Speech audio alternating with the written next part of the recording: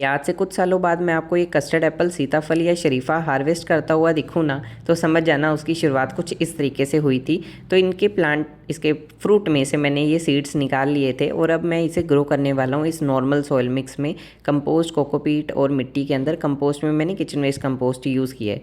अब मैं बता दूँ तो मैं हरियाणा से बिलोंग करता हूँ, तो आज से पहले ना तो कभी इस प्लांट को मैंने देखा है, सीताफल को ग्रो होते हुए मेरे एरिया के अंदर। तो मैंने सोचा एक बार इसे ट्राई करते हैं कि शायद ये प्लांट ग्रो हो जाएँ और हमारे गार्डन का एक छोटा सा हिस्सा बन जाए।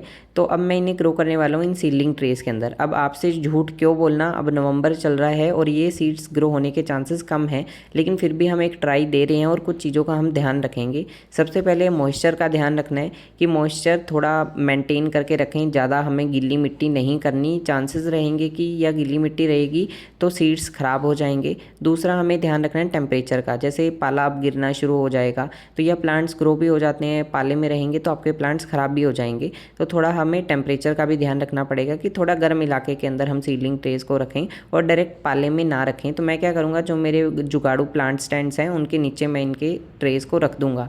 अब मैंने ऊपर से सीड्स लगा दी और पतली सी लेयर से मिट्टी से कवर कर दिया है। डीपली हमें सीड्स को नहीं लगाना है।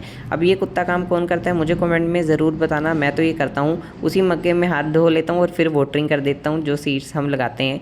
अब मिट्टी देखो बहुत ज़्यादा लूज़ थी, इस वजह से प्रॉपर जितना मॉइस्चर इसे चाहिए उतना मेंटेन रहेगा।